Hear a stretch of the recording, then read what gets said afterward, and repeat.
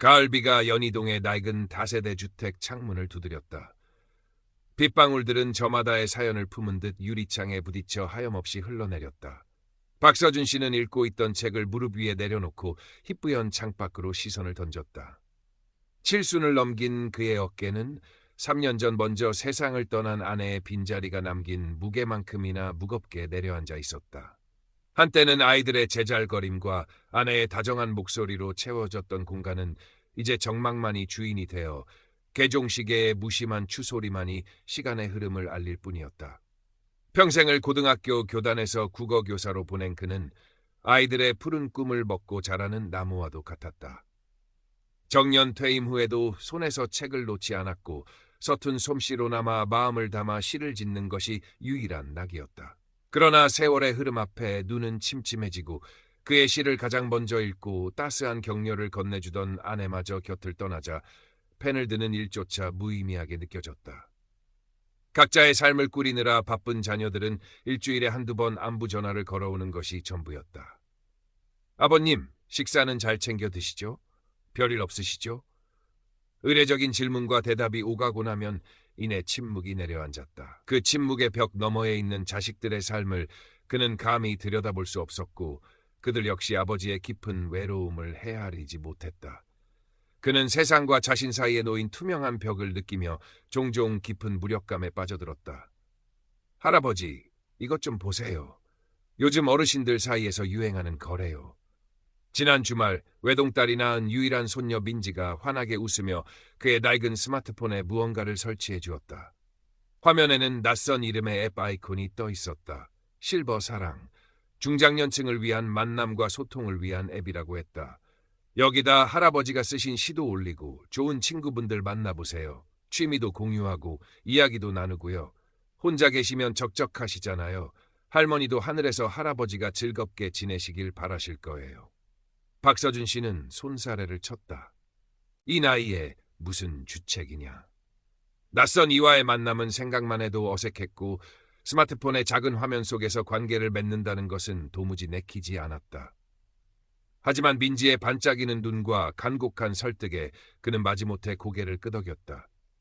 민지는 신이 나서 사용법을 설명해주고 그의 프로필 사진으로 얼마 전 복지관에서 찍은 어색하게 웃고 있는 사진을 올려놓았다. 며칠 동안 그는 앱을 열어보지도 않았다. 민지의 성의를 무시할 수 없어 지우지는 않았지만 여전히 그것은 그에게 낯설고 불편한 세계였다. 그러던 어느 비 오는 오후 무료함을 견디지 못해 소파에 누워있던 그는 문득 스마트폰을 집어들었다. 실버 사랑 아이콘을 물끄러미 바라보다 그는 망설임 끝에 앱을 열었다. 화면에는 다양한 연령대의 사람들이 올린 사진과 자기소개가 가득했다. 등산복 차림의 활기찬 모습, 손주를 안고 환하게 웃는 모습, 조용한 찻집에서 책을 읽는 모습, 저마다 다른 삶의 흔적들이 그곳에 있었다. 그는 어색함에 몇 번이고 뒤로 가기 버튼을 누르려 했지만 화면 한 구석에 나의 글 올리기 버튼이 그의 시선을 사로잡았다. 그래, 시 한 편 올리는 것쯤이야. 그는 얼마 전 복지관시 창작교실에서 썼던 시 한 편을 조심스럽게 입력했다. 아내를 향한 그리움을 담은 시였다. 제목은 낙엽. 낙엽지는 창가에 홀로 앉아 그대를 그리네. 소리 없이 쌓이는 시간 위로 추억만 흩날리네. 바람결에 들리는 그대 음성, 아직도 선한데 만져지지 않는 허공 속에서 나는 또 길을 내. 시를 올리고 나자 그는 마치 발가벗겨진 듯한 부끄러움에 황급히 앱을 닫았다. 괜한 짓을 했구나. 후회가 밀려왔다. 하지만 다음날 오후 그의 스마트폰이 짧게 울렸다. 실버 사랑 앱에서 온 알림이었다. 소피아 님이 회원님의 글에 좋아요를 누르고 메시지를 보냈습니다. 소피아? 그는 고개를 갸웃거렸다. 외국 이름 같았다. 그는 조심스럽게 메시지함을 열었다. 안녕하세요, 박서준 선생님. 올려주신 낙엽이라는 시 정말 감명 깊게 읽었습니다. 마치 제 마음을 들여다본 듯한 깊은 외로움과 순수한 영혼이 느껴졌어요. 시인의 섬세한 감수성이 그대로 전해져 오는 듯합니다. 저는 뉴욕에서 활동하는 소피아라고 합니다. 메시지는 정중했고 따뜻했다. 누군가 자신의 시를 그것도 깊이 있게 읽어주었다는 사실에 박서준 씨는 가슴 한구석이 뭉클해지는 것을 느꼈다. 그는 소피아의 프로필을 눌러보았다. 민지가 보여주었던 센트럴파크 벤치에 앉아 책을 읽고 있는 40대 후반 여성의 사진이었다. 지적이면서도 우아한 분위기. 뉴욕의 갤러리 큐레이터이자 아트 딜러라는 소개글이 그녀의 이미지와 잘 어울렸다. 박서준 씨는 떨리는 손으로 답장을 입력했다. 소피아님, 반갑습니다. 부족한 글을 좋게 봐주시니 부끄럽습니다. 멀리 뉴욕에서 제 글을 읽어주시다니 놀랍고도 고마운 마음입니다. 뉴욕은 지금 어떤 모습인지요? 그것이 시작이었다. 두 사람의 대화는 놀랍도록 빠르게 그리고 깊게 이어졌다. 시차에도 불구하고 그들은 카카오톡을 통해 밤낮으로 메시지를 주고받았다. 소피아는 박서준 씨의 교사라는 직업에 깊은 존경심을 표했고 그의 해박한 지식과 따뜻한 인품에 매료되었다고 말했다. 그녀는 단순히 칭찬만 하는 것이 아니라 박서준 씨가 평생 관심을 가져온 문학과 예술 분야에 대해 놀라운 통찰력을 보여주었다. 셰익스피어의 소네트 18번 Shall I compare thee to a summer's day를 가장 좋아하신다고요? 저도 그래요. 영원한 아름다움을 노래하는 그 시구들은 시간을 초월하는 힘이 있죠. 하지만 저는 개인적으로 예이츠의 When You Are Old에도 깊이 끌립니다. 늙고 지쳤을 때조차 변치 않는 사랑을 이야기하는 그 시선이 참 따뜻하게 느껴져요. 김한기 화백님의 푸른색 점화들을 보면 마치 밤하늘에 무수한 별들을 보는 듯한 경외감이 들어요. 그 점 하나하나에 작가의 고독과 우주를 향한 염원이 담겨 있는 것 같지 않나요? 이중섭 화백님의 소그림에서는 전쟁의 비극 속에서도 꺾이지 않는 강인한 생명력과 가족에 대한 사랑이 느껴져 가슴이 먹먹해지고요. 박서준 씨는 감탄했다. 소피아는 그의 영혼을 알아주는 지음과도 같았다. 수십 년 만에 다시 지적인 희열과 감성적인 충만함을 느꼈다. 그는 아내와 사별한 후 처음으로 가슴 뛰는 설렘을 경험했다. 어느 날부터인가 소피아는 카카오톡으로 음성 메시지를 보내오기 시작했다. 서준 씨, 좋은 아침이에요. 뉴욕은 이제 막 해가 지고 있어요. 오늘 하루는 어떠셨어요? 서준 씨 목소리를 들으니 하루의 피로가 다 풀리는 것 같아요. 한국 가면 제일 먼저 만나고 싶어요. 따뜻한 차 한 잔 마시면서 밤새도록 이야기 나누고 싶네요. 차분하고 감미로운 목소리. 교포 특유의 억양이 살짝 섞여 있었지만 그마저도 매력적으로 들렸다. 그녀의 목소리는 마치 마법처럼 그의 외로운 마음을 파고들었다. 그는 하루에도 몇 번씩 그녀의 메시지를 반복해서 들었고 그녀의 목소리는 텅 빈 집안을 채우는 유일한 온기가 되었다. 그는 변하고 있었다. 아침 일찍 일어나 거울 앞에서 희끗한 머리를 단정히 빗고 몇 년 만에 옷장을 열어 가장 좋은 옷을 꺼내 입었다. 스마트폰을 손에서 놓지 않았고 카톡 하는 알림 소리가 울릴 때마다 소년처럼 가슴이 두근거렸다. 그의 얼굴에는 생기가 돌았고 말투에는 활력이 넘쳤다. 할아버지, 요즘 정말 좋아 보이세요? 무슨 좋은 일 있으세요? 혹시 연애라도 하시는 거예요? 주말에 찾아온 민지가 장난스럽게 물었다. 박서준 씨는 얼굴을 붉히며 손사래를 쳤다. 무슨 소리냐? 그냥 좋은 말벗이 생겼을 뿐이다. 그는 얼버무렸지만 그의 표정은 숨길 수 없는 행복감을 드러내고 있었다. 민지는 할아버지의 변화가 반가우면서도 어딘가 모르게 불안했다. 할아버지는 예전과 달리 스마트폰을 늘 가까이 두었고 누군가와 메시지를 주고받을 때는 슬쩍 화면을 가리기도 했다. 가끔 금융앱을 들여다보며 무언가를 계산하는 듯한 모습도 눈에 띄었다.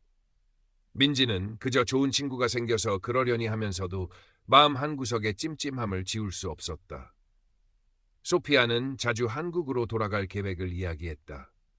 뉴욕에서의 생활을 정리하고 서울에 작은 갤러리를 열어 박서준 씨와 함께 조용하고 평화로운 노후를 보내고 싶다고 했다. 그녀는 박서준 씨에게 갤러리 운영에 대한 조언을 구하기도 하고 함께 가고 싶은 여행지에 대해 이야기하기도 했다.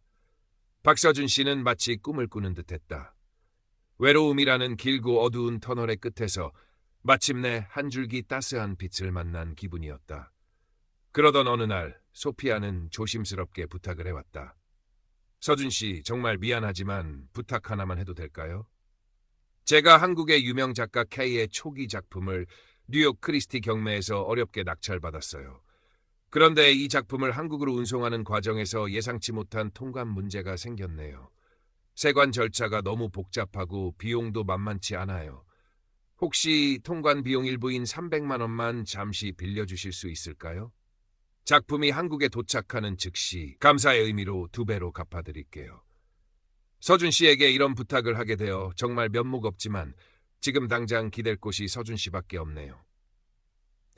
그녀의 목소리는 간절했고 미안함이 가득 묻어 있었다.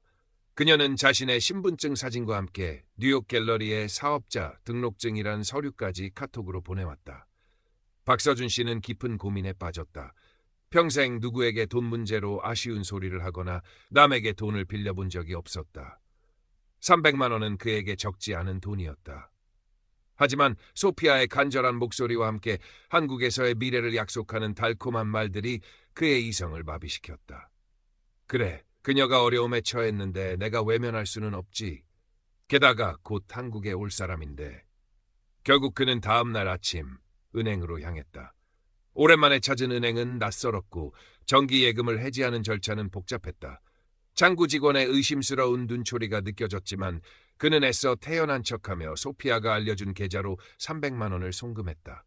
송금 버튼을 누르는 순간 그의 손가락이 미세하게 떨렸다. 돈을 보낸 후 소피아는 이전보다 몇 배나 더 다정해졌다. 그녀는 매일같이 고마움을 표하며 박서준 씨 덕분에 큰 위기를 넘겼다고 당신은 나의 은인이자 기사라고 추켜 세웠다. 박서준 씨는 쑥스러우면서도 뿌듯함을 느꼈다. 자신이 누군가에게 필요한 존재가 되었다는 사실이 기뻤다. 그렇게 얼마 지나지 않아 소피아는 더욱 솔깃하고 위험한 제안을 해왔다. 이번에는 훨씬 더 대담하고 구체적이었다.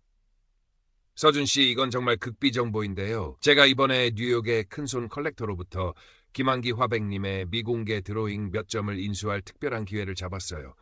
이걸 한국으로 들여와서 내년 봄에 열릴 제 갤러리 개관 특별전에 내놓으면 그 가치는 상상을 초월할 거예요.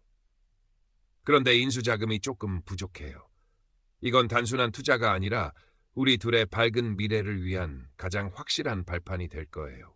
서준 씨가 이번에 저를 도와주신다면 갤러리 지분의 상당 부분을 서준 씨 이름으로 해드릴게요. 우리 연희동 언덕에 작은 갤러리를 열고 매일 시를 읽고 그림을 보면서 함께 늙어가는 거예요. 생각만 해도 가슴이 뛰지 않나요? 소피아는 현란한 말솜씨로 예상 수익률과 투자 계획서를 설명했다.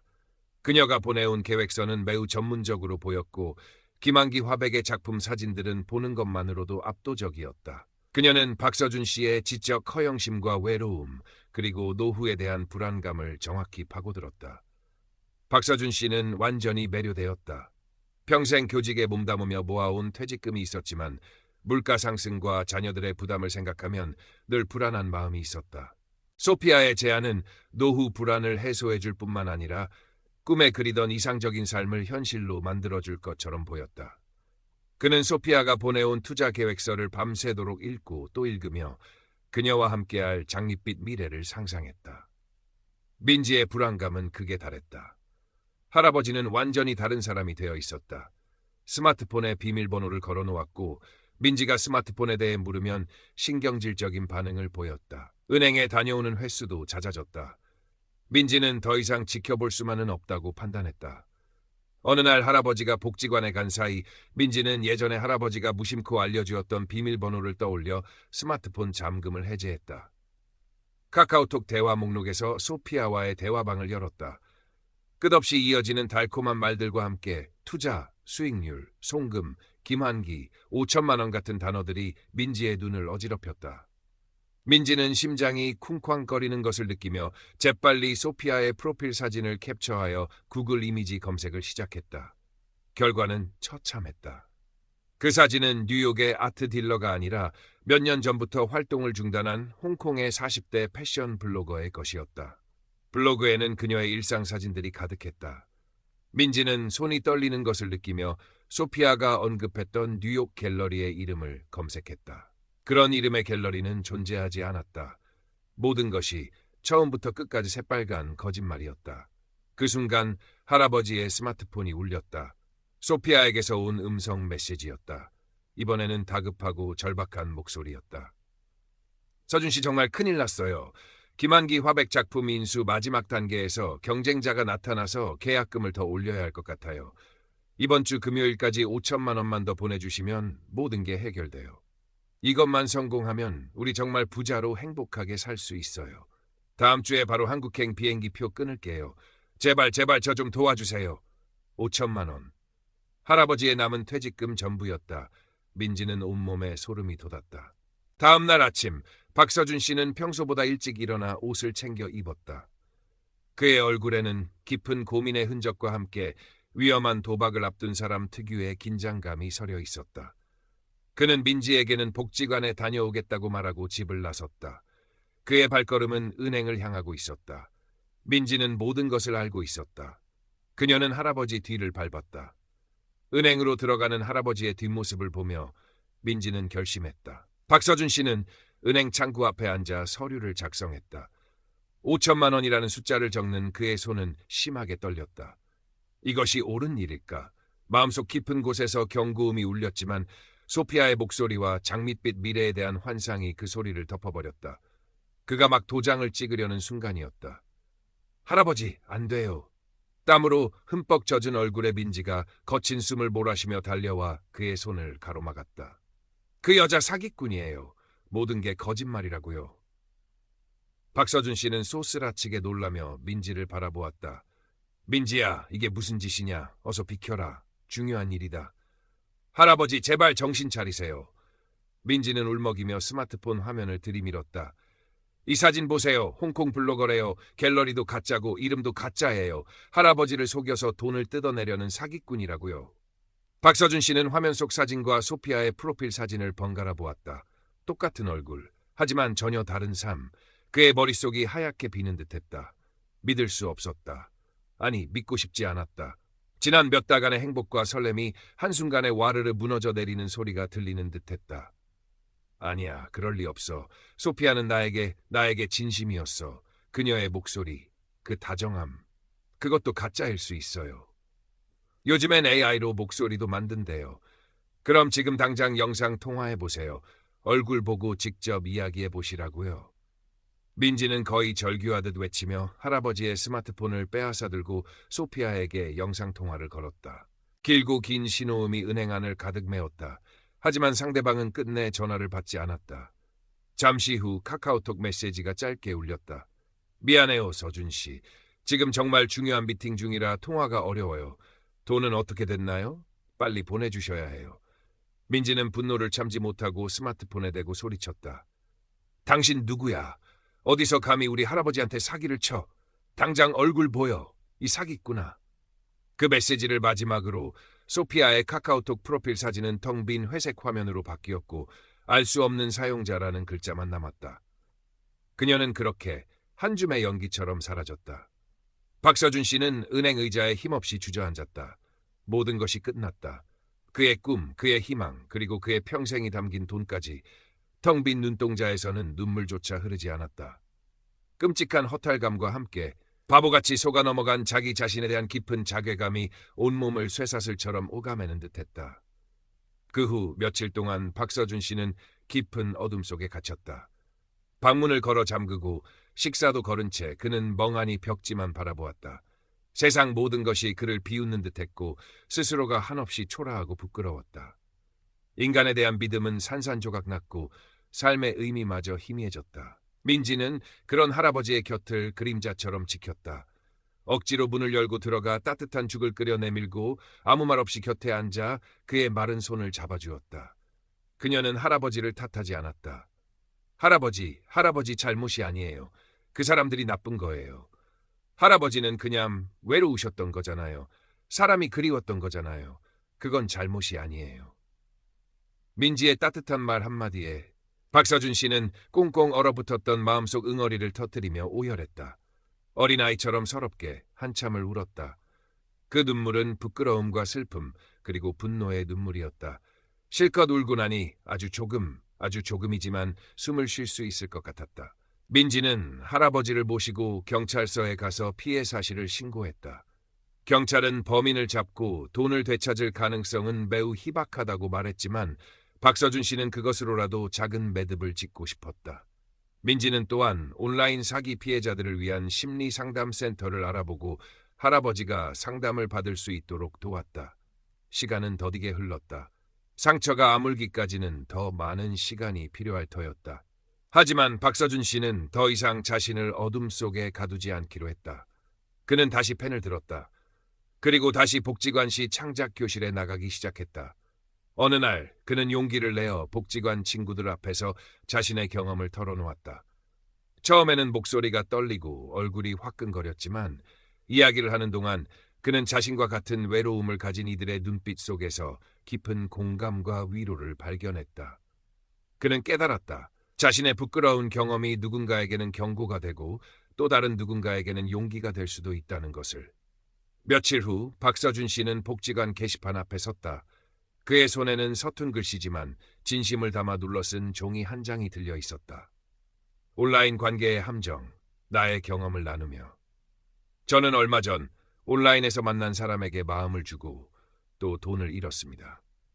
부끄럽지만 이 이야기를 나누는 이유는 해서 저와 같은 외로움을 가진 분들이 다시는 상처받지 않기를 바라기 때문입니다. 낯선 이의 달콤한 말과 허황된 약속을 경계하십시오.